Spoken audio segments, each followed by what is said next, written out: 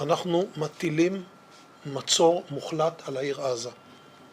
אין חשמל, אין מזון, אין מים, אין דלק.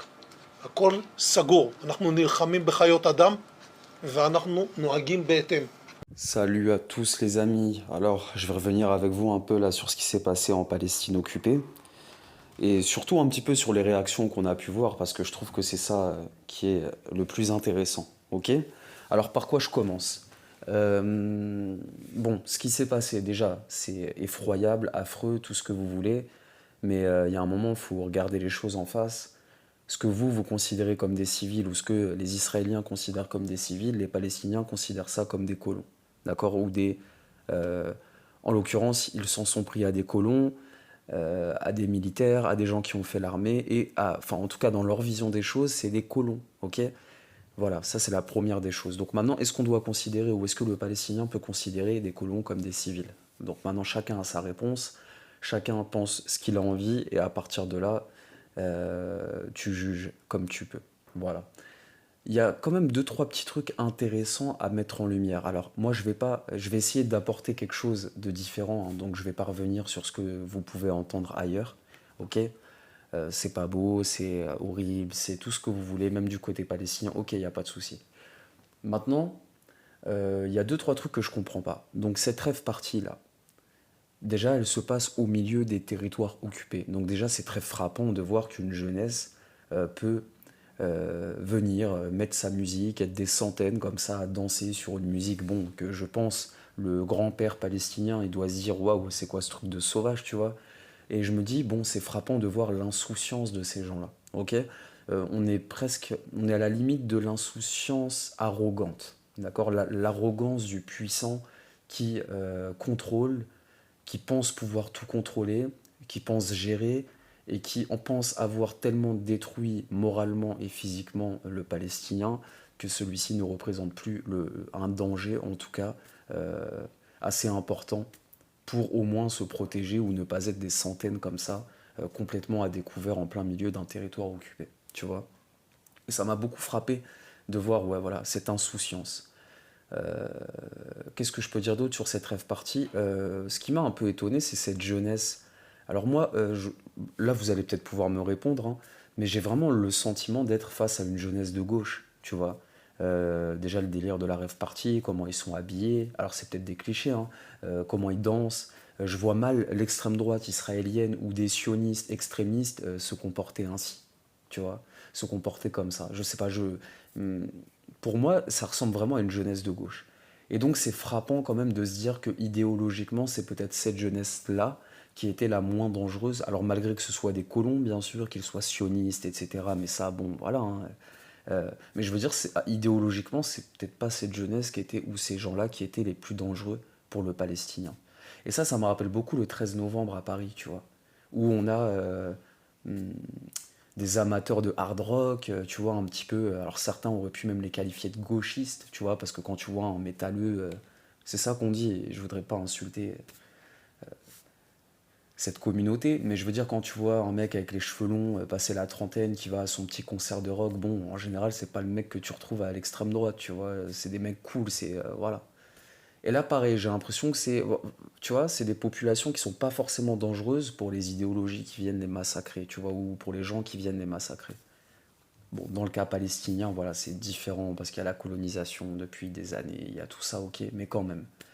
Euh, les complotistes les plus comment dire, chevronnés pourraient commencer à imaginer qu'on a encore, une fois de plus, sacrifié une population, hein, pour valider ce qui se passera ensuite, hein. Et quitte à sacrifier une partie de la population, autant sacrifier celle qu'on déteste le plus. Parce qu'il me semble que l'extrême droite israélienne actuellement au pouvoir n'est pas très très copine avec ce genre d'amateurs de rêve party. Ok.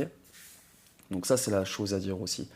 Pareil pour les colonies. Il faut bien comprendre qu'il y a énormément de juifs européens, de juifs américains qui ont succombé à la propagande sioniste qui disait que c'était de plus en plus antisémite aux États-Unis, en France, partout où vous voulez, tu vois. Alors je nie pas, hein, il y a certainement de l'antisémitisme, mais mais il y en a qui ont succombé à cette propagande et qui se sont dit un jour qu'ils seraient plus en sécurité là-bas. Ce qui est totalement faux. En tout cas, pas. avec cette configuration-là actuelle, c'est-à-dire les checkpoints, les humiliations, les massacres, etc., etc. C'est juste impossible en fait. Parce qu'il y a un moment, il faut être clair, c'est où tu massacres tous les Palestiniens, ok, mais malheureusement, enfin, heureusement plutôt, si t'en laisses en vie, bah, faut les respecter un minimum, parce que sinon, ce genre de choses, ça se reproduira tout le temps. Maintenant, est-ce qu'on n'est pas face euh, à un genre de 11 septembre israélien qui va valider le grand Israël, la construction du temple, etc., etc., ça, hein. Mais il faudra bien se rappeler que c'est cette population qui a été sacrifiée. Et en plus, les habitants des colonies, donc je reviens là-dessus, qui ont quitté parfois l'Europe, les États-Unis, qui n'avaient pas beaucoup de moyens et qui arrivaient en Israël, avaient comme seule option pour vivre bien, vivre mieux, d'aller dans les colonies. Ou bien sûr, on leur a vendu l'ultra-sécurité. Tu vois, la sécurité ultra, hein. Et donc il y a énormément de pauvres, de gens voilà, avec peu de moyens, qui ont dû aller dans les colonies. Voilà. Et donc ça aussi, c'est très frappant de voir ça. C'est presque, c'est triste, quoi, tu vois. Parce que ces gens-là, quand ils se sont fait enlever dans les différentes vidéos, si vous voulez, abonnez-vous à mon Telegram, j'en ai partagé quelques-unes. Tu vois que dans leurs yeux, il y a de la terreur. Il y a deux mondes qui se rencontrent. Tu vois, parce que par exemple, il y a une vidéo où ils sont 5 ou 6 jeunes à l'arrière d'un pick-up. euh, donc 5 ou 6 Israéliens, avec des teintures, avec des boucles d'oreilles, avec, tu vois, tout ça, des boucles d'oreilles, et tu vois que dans leurs yeux, en fait, ils sont en train de prendre conscience qu'ils vivaient dans une illusion, et que personne viendra les sauver, et que finalement, c'est une suite logique, tu vois. Ce qui s'est passé là, c'était une suite logique. C'était complètement illusoire de penser qu'il ne se passerait rien. Alors peut-être qu'ils savaient et qu'ils pensaient que ça arriverait à d'autres, tu vois. Mais, euh, mais voilà, c'est tragique. Alors après, au niveau des réactions, ce qui est marrant, c'est de voir à quel point la droite patriote, la droite, tout ce qu'on peut qualifier d'extrême droite, etc., se vautre dans la bien-pensance, hein. Même les droits tardés. Euh, et on voit que le courage, je suis désolé, hein. Alors moi, je suis pas républicain, j'ai jamais voté, je le précise, je ne voterai jamais. Mais j'ai des yeux, j'ai des oreilles. Et je vois bien que les seuls qui ont eu des positions courageuses, ce sont LFI et le NPA. Voilà. Voilà. Est-ce que ça fait de moi un gauchiste de le dire? Non. Mais c'est une réalité. Et là où d'autres se vautrent dans une nouvelle bien-pensance, tu vois, que Sora l'avait prédit il y a bien longtemps, bien sûr, mais c'est pas la question. Euh, et ça va du droit tardé à la droite patriote bourgeoise. Tu comprends? Est-ce que le courage, maintenant, c'est pas en train, est-ce que la bien-pensance n'est pas en train de s'inverser? Est-ce que finalement, être bien-pensant, c'est pas être, appartenir à la droite patriote, ou à la droite patriote bourgeoise, à la mouvance droit tardé, tu vois? Euh, voilà, je me demande, hein, parce que quand je vois le communiqué du NPA, je trouve que c'est courageux. Quand je vois ce que dit Louis Boyard, alors, ou d'autres, hein, je trouve que c'est courageux. C'est courageux, que vous le vouliez ou non. Euh, et de voir tous les autres se vautrer là, ça me fait bien rigoler. Alors dans la droite, il y a toujours, dans la droite patriote dissidente, il y a toujours Soral, hein, donc lui, ça va sur ça. Mais bon, c'est très intéressant de voir ça. Et, et ouais, c'est ça. C'est assez hallucinant de voir à quel point les choses sont en train de s'inverser. Et d'ailleurs, petite précision, c'est bien dommage qu'il manque à l'extrême gauche l'amour de la France, tu vois. Et c'est vraiment dommage. Parce que je trouve que, déjà, il y a un truc qui vient m'embêter un petit peu, c'est que quand on parle de LFI ou de l'extrême gauche, ça met tout le monde d'accord. Non? Ça vous paraît pas bizarre? Moi, dès que je vois un sujet où tout le monde est d'accord, déjà, ça me met en alerte. Mais si vous voulez mettre d'accord un mec de la droite patriote bourgeoise, si vous voulez mettre d'accord Hanouna, tous ces chroniqueurs, un journaliste de BFM TV, Pascal Pro, un chroniqueur d'ITélé, tiens, TV Liberté, c'est la réinformation ça, Sud Radio, André Berkoff. Si vous voulez mettre d'accord tout ce petit monde-là, tous, hein, alors que c'est pratiquement impossible de les mettre d'accord sur le moindre sujet, eh bien vous n'avez qu'à parler de l'extrême gauche. Et tous, de Hanouna au Rassemblement national, aux journalistes, ils sont tous d'accord. Ok? Et franchement, je me dis, ouais, ça devient bizarre un peu, tu vois. Ils sont tous d'accord pour leur cracher dessus. Et finalement, quand j'ouvre mes oreilles, je le répète, je ne vote pas et tout, il n'y a pas de souci là-dessus.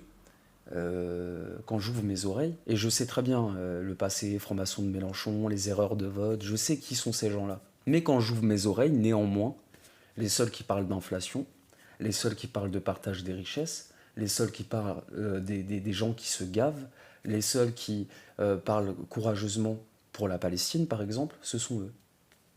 Malheureusement, ils n'aiment pas ce pays. Mais si tu leur ajoutes l'amour de ce pays, imaginons, donc ça viendrait annuler le côté woke, le côté immigrationniste, le côté tout ça, bah finalement ils ont tout. Ils ont presque tout. Il leur manque juste l'amour de la France. Alors que finalement, la droite patriote, ils ont l'amour de la France, hein. Alors là, il n'y a pas de souci, hein, la droite patriote bourgeoise. Mais il y a tellement de choses qui leur manquent derrière. Il y aurait tellement de travail, parce que comprenez bien que l'extrême gauche déteste le pays autant que l'extrême droite déteste le peuple. Voilà, c'est comme ça. Donc il faut prier, il faut espérer, il faut croiser les doigts pour qu'un jour naisse alors une droite sociale, ou j'en sais rien, une droite patriote sociale, je sais pas comment on pourrait appeler ça, ou une gauche patriote, j'en sais rien, tu vois. Mais, euh, mais ce sera l'un ou l'autre, parce que sinon on restera dans une comédie permanente. Les amis, on va rester branchés là-dessus, on va voir un peu la suite et tout, les réactions surtout. Et bon, après, pour les représailles à Gaza, sachez que les Palestiniens, quand ils ont fait ça, ils savaient à quelle sauce ils seraient mangés derrière. Faut bien comprendre que je pense que certains préfèrent la mort que cette vie misérable, tu vois. Et, et bon, ça sert à rien de s'étaler trop là-dessus, hein. Sachez que pour une vie israélienne, ils en prendront 100 palestiniennes. Et de toute façon, j'ai envie de vous dire que toutes ces images de bombardement qu'on voit aujourd'hui, avant l'offensive, avec ou sans l'offensive, on les aurait vues. Parce que c'est à peu près une fois par an qu'il y a une incursion, une opération à Gaza, et qu'on massacre à ciel ouvert. Ok. Moi, je comprends pas comment ces gens qui se revendiquent du coq gaulois réfractaire, hein, tu vois, moi je pense pas que le Gaulois il soit du genre à aller se vautrer auprès des puissants, des colons, tu vois, de ceux qui dominent. Et ça me fait bien rire de voir tous ces droitards là, bah, qui finalement voilà, font ça. Et en même temps se revendiquent de la Gaule, tu vois, le Gaulois réfractaire, le Français fier, les armées catholiques, hein. Alors les armées catholiques vendéennes, avec leur façon de penser à eux, aux droitardés là, je peux vous dire qu'elles seraient devenues républicaines la première semaine, hein. Ah bah alors là, ah bah c'est sûr, hein, à sucer le puissant comme ça, il n'y a pas de souci les gars. Donc voilà, très marrant. On va rester branchés et puis on va se tenir au courant les amis. Je vous laisse. Passez une bonne soirée.